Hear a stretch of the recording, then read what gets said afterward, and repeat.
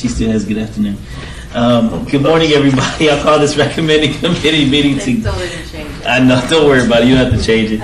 We'll call this recommending committee meeting to order today, October 19th, 2009. Are we in compliance with the open meeting law? Yes, please. Okay. With that being said, we would like to move to the first item of business, which is the bill number Z as in zebra 2009-2, which amends the city's official zoning map atlas by changing the zoning designation of certain parcels of land. Staff? Yes, committee. This is one of the one or two bills we do each year to hard zone properties that have been developed or concerning which it's appropriate to give them hard zoning. Normally, there's a long list that is made up of parcels throughout the city. This particular one is just a series of about 20 parcels on Jones Boulevard that were rezoned from R1 to PR over a period of time, and this just hard zones them. They've all been either developed or it's otherwise appropriate to hard zone them, and we recommend approval. Okay. I do have a question in regards to the parcels on Jones. Do we have cross streets in which these parcels are located? I'll turn to Mr. Fagg. Thank you. He may have an answer to that question. The majority of these parcels are located between Alta on the south and US 95 on the north. Okay, so that would be Wards 1. Correct. Okay. All right. Is there anyone here wishing to be heard? I don't see anyone. Everyone but staff. To be heard on this item, so please come to the microphone and state your name for the record. Anthony? Okay. He's the little one out there. Seeing none, hearing none. Motion approved. All in favor? Aye. Aye. So moved. Okay, next line item of business is, did I jump around? And thank you, Flynn, for that information. Okay. The next line item of business is bill number 2009-41, revises the hillside development standards and guidelines to reflect their applicability to non-residential development. Staff? Flynn Fagg with the Planning Department. In the hillside ordinance, what we are doing is we are making corrections wherever the use of the term dwellings is currently used. We are changing that either to principal building or to development. When the hillside ordinance was originally drafted, all of the areas that were covered by the hillside ordinance had a general plan designation for residential. However, with the recent application where we've had a church come in within a hillside area, it pointed out to us that it was necessary to change those references within our hillside ordinance, and so consequently that's what we're requesting to do today, so that the language becomes more generic and so that the standards apply equally. Okay. Is there anyone here willing to speak on this item? Hearing none. Question. Does this have to do with the ICLV church up on Cheyenne at the base of the mountain? Yes and no. That's what pointed out to us the weakness as we had originally drafted the ordinance, and so what we're doing is just for future cases, it will make it clear that this does apply to all development in the hillside areas.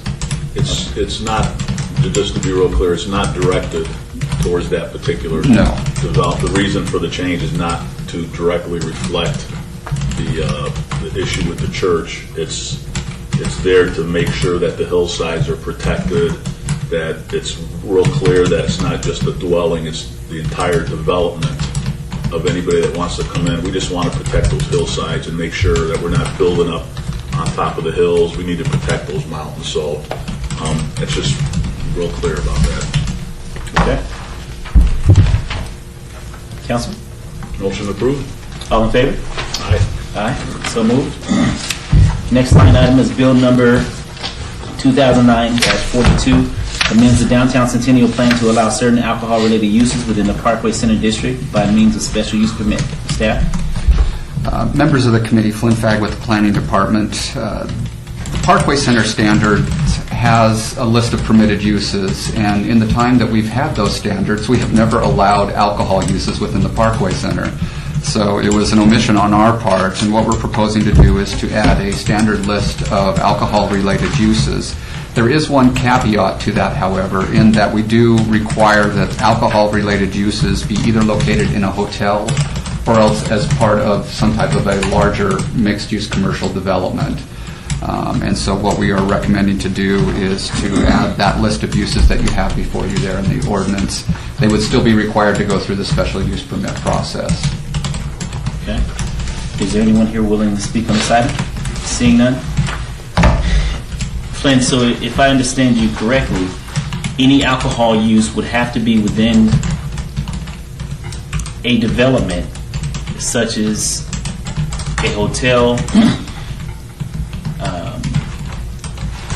Or the World Market Center. World Market Center. Or the Outlet Mall. Wherever there is basically a commercial development of 250,000 square feet or greater. What we're trying to avoid is having a standalone liquor use, for example, a liquor store or something like that. a liquor store. What about convenience store within inside of a convenience store? Should it come? It would have to be part of a larger commercial development. Okay, but not just a standalone convenience store. Correct. Okay, and that's spelled out. Yes, it is. Okay. Council, Motion approved? all in favor? Aye. Aye, so moved. Bill number 2009-43 temporarily allows the sale of used vehicles in town center without the requirement that the use be incidental to new vehicle sales. Staff? Yes, committee, I'm going to present this one. It was requested because of the situation with the economy and some of the dealerships that have had to close that used motor vehicles by themselves, which currently aren't allowed in town center, be allowed at those already developed dealerships that exist in town center.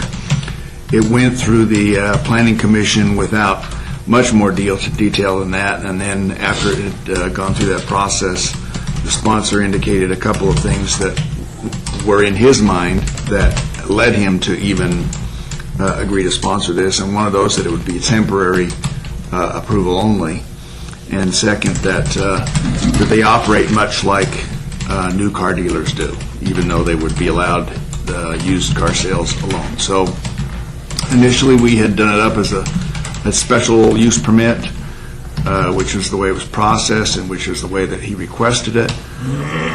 But because of the fact that it would be temporary only, there was some concern both in our office and in planning that we didn't want to redo the code on a temporary basis and then have to go back in and redo the code again.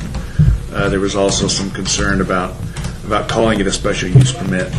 And so what we've done now is this is essentially a temporary override that says, despite all the rules you might find in Title 19 or the Town Center Development Standards Manual, you can apply for this temporary use, which would be the sale of used motor vehicles without having to be incidental to new car sales. You can only apply when this ordinance is in effect. If you get an approval, your use will only be allowed while it's in effect, and the effective or the ending date that we have set forth in the ordinance is November 30th of next year. That was an arbitrary figure to reflect the councilman's desire to have it be about a year, to give it a year trial. So that's what you have before you, and we recommend that you talk about it and take the action you want to do. Okay. Is there anyone here wishing to be heard on this item? Seeing none. Staff, so November 30th, 2010 is the date in which we've arbitrarily selected to expire this temporary use. Right. If you can provide a little bit more detail as to the reasoning behind a one-year temporary use for used car sales. And the reason why I asked that question is because I remember the long, drawn-out deliberation as far as the car dealerships themselves who fought to get out there, who didn't have an opportunity to go out there in the location in which they are today, and they were approved with somewhat of a split vote, and they promised that they would only sell new vehicles to block out used car dealers from going out there. Now, 5-6 years later, they are looking to do used car sales. So to me, that was kind of shady in itself, because now other used car dealerships don't have an opportunity to come out there, because they are established, the new car lots are established, and now they're coming and asking to sell used vehicles. Does that make sense? Yes, I can't explain it maybe to the same extent that the sponsor could, but his representation was that he does not want standalone used car sales in town center, ever. He thinks it's inappropriate. He thinks it ought to be limited to Councilman Ross. He thinks it ought to be limited to new car dealerships. New car dealerships can sell used cars incidentally, but you have to have the new cars in order to sell the used. He thinks that it's appropriate out there only for new cars. Requests came in. We can't make these new car dealerships survive under this present state of the economy. Give us a chance on a temporary basis to operate just used cars. And so his response was, I will consider doing it temporarily, but I don't want it permanently. And so that's what led to this ordinance. Okay. So they still have to, so if Anthony Motors wants to sell used cars up there, they have to come to the city council for approval still? Right, and my understanding... They have to get a plan. Exactly. So the way this could work out is, somebody this will be approved, if it were to be approved in about a week, so somebody would have to come to the city council, ask for permission to sell used cars. They would sell used cars for about a year, and then they couldn't sell used cars anymore. Right, unless this were amended. Unless we change this ordinance. And the Which is something that Councilman Ross doesn't sound like he's interested in making a permanent. So I don't think I'm just trying to picture how a dealership would just convert to selling used cars for a year, and then what do they do after that? Yeah, I don't think he would do that on his own. I don't think he would extend a carrot and pull it away on his own. But these are people who want something rather than nothing. So I think that's the basis for it. He's willing to give them some time, but not on a permanent basis. Obviously, if something else, just like any ordinance or law that has a temporary basis or has an expiration, there's always availability to come back in and revisit it if the circumstances that he anticipated don't happen. So, and this is going to be just like a special use permit process. They're going to have to apply. You have to go to the planning commission. You have to go to the city council. That's a 2 or 3 month process by itself. Right. So it's not going to be a long time that they would operate, but that was the offer I think that he made them, is he'd give them a chance. A 12-month. And you can appreciate the fact that someone who's not out there already is not going to go out there and start. This is talking about people who out there have infrastructure, have buildings, who are going to do it temporarily and see what happens. But you know what my concern is? My concern is the fact that they were so adamant about no used car sales whatsoever when they went out there, and that the economy changes a lot of people's right, minds. and that they were so adamant about having no used car sales, only new car dealerships, and now they're coming back and asking for what they actually came before this council and spoke against. So that's what we are. I came in late, sir, so I'm not quite sure where you guys are at. Sorry. Okay. We're talking about the temporary special use. I didn't even know we did a temporary special use permit in the first place. That's I've why always been told that we didn't do a temporary that's why it's special not use called a permit. special use permit. I mean, we can do temporary special use permits. There's nothing that says you can't have a temporary special use permit. What we tell people is the special use permit runs with the land. But what that means is that if you sell your land, that permission carries over. What it does, when we say it runs with the land, it doesn't mean it runs forever. You can always end a use permit, you can always grant a temporary special use permit. Margot was concerned about calling it a special use permit, so in deference to her concerns, we worded it this way. You'll process it the same way, but it won't be called a special use permit. Right. Okay. I would like to go back and open up public comment. Please approach the microphone, state your name for the record. Sheila DeGraw Lambert, work for Councilman Steve Ross, Ward 6, Town Centers and Councilman Ross's ward. And just want to provide some history, is that we, United Dodge and Peoples GMC came to Councilman Ross, asked him to help alleviate, because they've had to lay off about 120 people, respectively both. And they do have used car sales, but it's an ancillary use to new car sales, and they wanted the opportunity to do this because both of those dealerships lost their franchises when the federal government, and they were doing all of those reorganizations of the Dodge and the Chrysler, and they're just trying to find something in order to keep people employed for a short period of time until the purpose is so that they have the opportunity to go and apply for new franchises and get those approved. They initially asked for 6 months.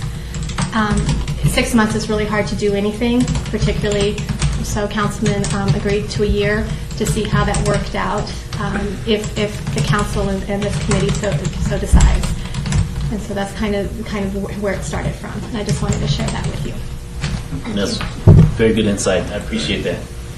Okay. But they do understand that November 3rd, it could go, November 30th, they potentially will not be able to sell used cars. Absolutely. They understand that. They do, and there's two attorneys. One is Mr. Ben David with Moran Law Firm, and the second is not an attorney, Mike Bellin with People's GMC. In addition, they've both also agreed, at least preliminary, that they would respect the input as a condition if they come forward for this with no used car sales on Sundays. Right now, it's dark on Sundays for new car sales, and it would keep basically all of the same rules, restrictions that are on the new car sale dealerships now would follow with these ones, which is not usually how it's done, and they're willing to do that as well.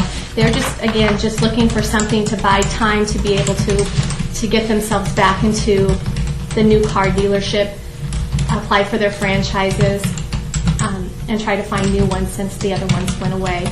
Jim Marsh had started early on, and he had lost his franchise as well, but he was able to get Kia, so he's not going to be asking, or at this time, he has not indicated that he's going to be asking for it because he was able to get a new franchise. So out of the 3 dealers, 1 has already moved forward with a new car franchise, and so hopefully the other 2 will be able to follow suit.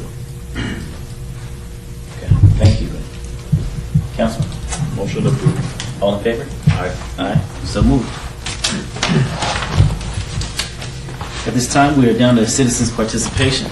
If there's any citizens here that are willing to speak, to be heard, please come forward at this time. Anthony? Seeing none, Councilman? Motion to adjourn. All in favor? Aye. So moved. Thank you.